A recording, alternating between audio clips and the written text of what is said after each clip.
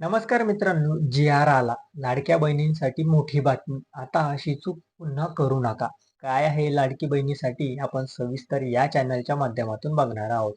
चला तर मग मी सचिन नाईक आणि तुम्ही बघत आहात आपली राजनीती चॅनल. राज्य सरकारची महत्वाकांक्षा योजना मुख्यमंत्री माझी लाडकी बहीण. योजनेसंदर्भात राज्य सरकारने शुक्रवारी दिनांक 6 फेब्रुवारी रोजी एक जी.आर काढला. त्यानुसार आता लाडक्या बहिणींना ई-के.वाय.सी करण्याची संधी उपलब्ध करून देण्यात येणार आहेत. महाराष्ट्र शासनाच्या महिला व बाल विकास विभागाने हे परिपत्रक काढलं आहे. लाडकी बहीण योजनेसाठी ई-के.वाय.सी पोर्टल शुक्रवारपासून सुरू करण्यात आलं आहे.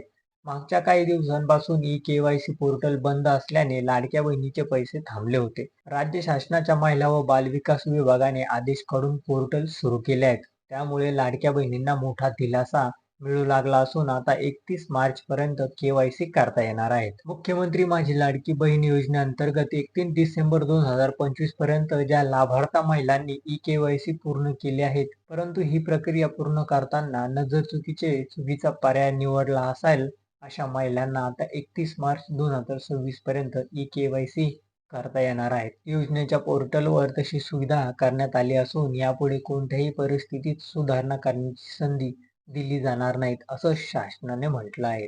31 डिसेंबर 2025 पूर्वी ई-के.वाय.सी करताना चुकीचा पर्यायाचा निवडताना लाभार्थ्यांच्या कुटुंबातील सदस्य हे नियमित किंवा कायम कर्मचारी अथवा कंत्राटी कर्मचारी म्हणून सरकारी विभागात असतील तर किंवा सरकारी उपक्रम मंडळ, भारत सरकार अथवा राज्य सरकारच्या स्थानिक संस्थेमध्ये काम करत असतील तर त्यांना लाभ मिळणार नाहीत. नेमका असाच पर्याय काही लाभार्थी महिलांनी नजरचुकीने निवडल्याचं त्यांचा लाभ बंद झाला होता. त्यामुळे सरकारनं पुन्हा या महिलांसाठी साधारण 2 महिन्याचा अथवा उपलब्ध करून दिला आहे. महाराष्ट्र शासनाच्या महिला व बालविकास विभागाने अवर सचिव कुलकर्णी यांच्या डिजिटल स्वाक्षरीने हे परिपत्रक काढण्यात आलं असून पोर्टलमध्ये बदल केल्याचंही सांगितलं जात आहे.